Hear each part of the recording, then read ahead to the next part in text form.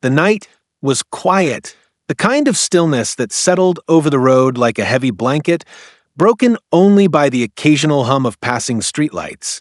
General Vanessa Carter adjusted the rearview mirror of her sleek black sedan, her sharp brown eyes scanning the empty stretch of highway ahead. She had just left her sister's birthday dinner, still dressed in understated civilian clothes, dark jeans, a fitted blazer, and leather ankle boots. No insignia, no uniform, nothing to outwardly announce her rank. Not that it should have mattered. Her hands rested lightly on the steering wheel, her posture relaxed but disciplined, the way it had been since her first days at West Point. She had spent over 2 decades climbing the ranks, earning every star on her shoulder through sweat, sacrifice, and sheer will. Now, as one of the highest-ranking black women in the U.S. military, she carried herself with the quiet confidence of someone who had faced far greater challenges than a late-night drive, which was why she didn't tense when the red and blue lights flashed behind her. She checked her speed. 52 in a 50, close enough to be cautious, but not enough to warrant being pulled over. Still, she signaled and eased onto the shoulder, her mind already running through the possibilities. Maybe a taillight was out. Maybe it was just a routine check. The officer's footsteps crunched on gravel as he approached, his shadow stretching long in the glow of his flashlight.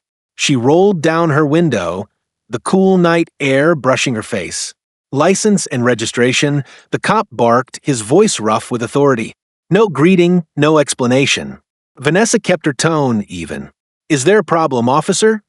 His eyes narrowed, scanning her face, then flicking over the interior of her car, the leather seats, the military parking pass dangling from a rear view. His partner, a bulkier man with a buzz cut, lingered near the passenger side, hand resting on his holstered weapon. "Step out of the vehicle," the first cop ordered. Vanessa's pulse ticked up, but she didn't move. "May I ask why?" The second cop smirked. "We don't need a reason. Now get out before we make you." Her jaw tightened. She knew this dance. Knew it too well. The unspoken suspicion, the way their gazes lingered just a second too long on her skin, her hair, the way they assumed she didn't belong behind the wheel of a car this nice. Slowly, she unbuckled and opened the door. The moment her feet touched the pavement, the first cop grabbed her wrist, twisting it behind her back. "Hey, what are you doing?" she demanded, her voice sharp with disbelief. "You fit the description of a suspect we're looking for," the cop lied smoothly, his grip tightening as cold metal clamped around her wrists. Vanessa inhaled sharply as the cuffs bit into her skin. "You've got the wrong person.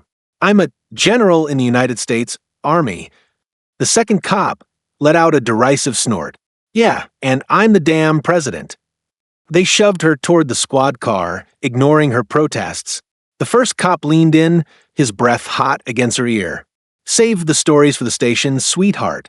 As the door slammed shut, sealing her in the cramped back seat, Vanessa's mind raced. She could fight this, would fight this, not just for herself, but for every person who'd ever been shoved into a cell for no reason other than the color of their skin. She just needed one phone call. And when she got it, they'd regret the day they ever touched her.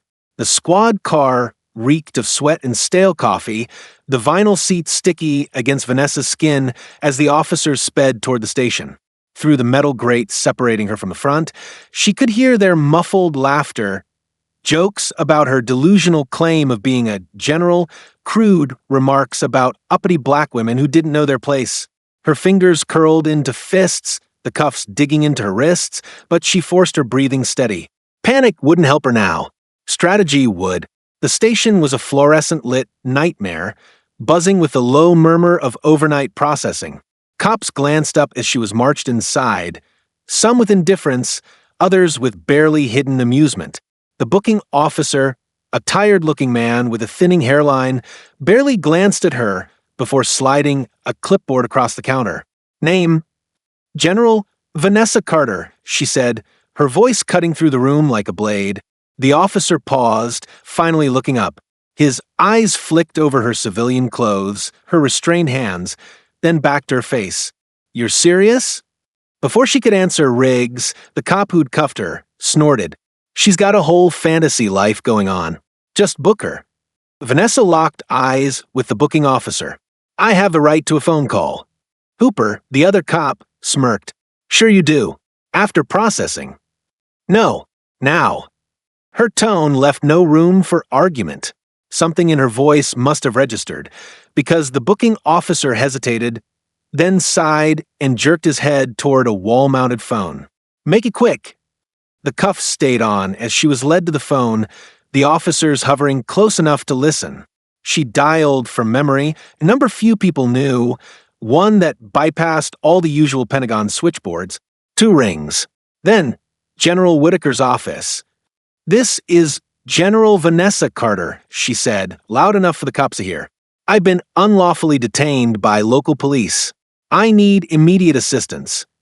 A beat of silence. Then, the voice on the line sharpened. Ma'am, understood. Hold your position. She hung up, turning slowly to face the officers. Their smirks had faded. Riggs shifted on his feet. Who the hell was that? Vanessa smiled. Your reckoning. It took 18 minutes. 18 minutes of the cops shuffling her into a holding cell, their bravado fraying at the edges as whispers spread through the station. 18 minutes of Vanessa sitting ramrod straight on the hard bench, her gaze fixed on the wall, counting each second like a soldier waiting for reinforcements. Then chaos. The station's front doors slammed open, the sound echoing like a gunshot. Boots pounded against linoleum, voices barking orders. A uniformed sergeant burst into the holding area, his face pale. Riggs, Hooper, what the hell did you do? Before they could answer, a man in a crisp army dress uniform strode into view, his insignia glinting under the harsh lights. Colonel Daniel Briggs, JAG Corps. His eyes locked onto Vanessa through the bars, and his expression turned thunderous. Uncuff her. Now. The local cops froze. The station chief, a heavy-set man with sweat beading on his forehead, rushed forward. Colonel, there's been a misunderstanding. Briggs' voice could have iced over hell. You detained a United States general on false pretenses. That's not a misunderstanding. That's a federal incident. The cell door clanged open. Vanessa stood slowly, her wrists finally freed, the skin beneath the cuffs raw and angry. She didn't rub at them. Didn't flinch, just met the chief's widening eyes and said quietly, I warned them. Outside, the night was alive with the roar of engines, military vehicles, black SUVs with government plates. News vans were already pulling up, cameras rolling. And in the distance, the faint wail of sirens, not local cops. FBI, Riggs, and Hooper were yanked aside, read their rights by stone-faced agents as the weight of their actions crashed down. Vanessa walked past them without a glance, her head high, her voice calm as she spoke to Briggs. I want their careers. I want this department investigated, and I want every victim of their misconduct to have a voice. Briggs nodded. It's already done. By dawn, the story was everywhere. News helicopters circled the police station as Vanessa emerged in full dress uniform, her 4 stars catching the morning sun. Microphones thrust toward her as reporters shouted questions. She paused at the top of the steps, the weight of generations of injustice squaring her shoulders. This isn't about me, her voice carried across the crowd, but about every person who's been made to feel powerless by those sworn to protect them. Behind her, the police chief stammered through a resignation speech. The Department of Justice press release hit inboxes simultaneously, a full civil rights investigation into the department's practices. In the crowd, a young black mother clutched her daughter's hand tighter, tears glistening as she mouthed thank you. Vanessa made eye contact with the girl and gave the slightest nod, a silent promise that change was coming.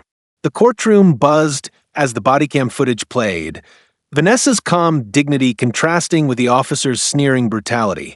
The defense attorney's voice cracked as he argued mistaken identity, but the jury's faces hardened with each frame. When Vanessa took the stand, she didn't raise her voice. She simply stated facts. The speed limit she hadn't broken, the military ID they'd refused to check, the way Hooper's knee had pressed into her back during cuffing. The 4 persons guilty on All counts echoed like artillery fire. As marshals led the former officers away in handcuffs, Vanessa noticed Riggs' wedding ring catch the light. She thought of his family, but hardened her resolve. His choices had consequences, just as hers to serve had. Outside, protesters turned their Justice for Vanessa signs toward the cameras, now reading Justice for All. The Oval Office rug muffled Vanessa's footsteps as the president pinned the Distinguished Service Medal to her lapel. Your leadership, he said for the microphones, has sparked crucial reforms. But what mattered more was happening beyond the cameras, the new police community initiative bearing her name, the flood of misconduct cases being reopened nationwide.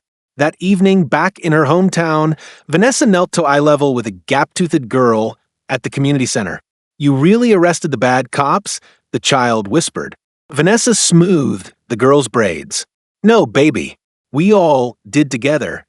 As fireworks burst overhead in celebration of the new veteran support bill, Vanessa's phone buzzed, a text from the Pentagon with the final approval of her proposed bias training program. She smiled, watching the fireworks reflect in the children's wide eyes, their faces glowing with something she hadn't seen enough growing up: hope.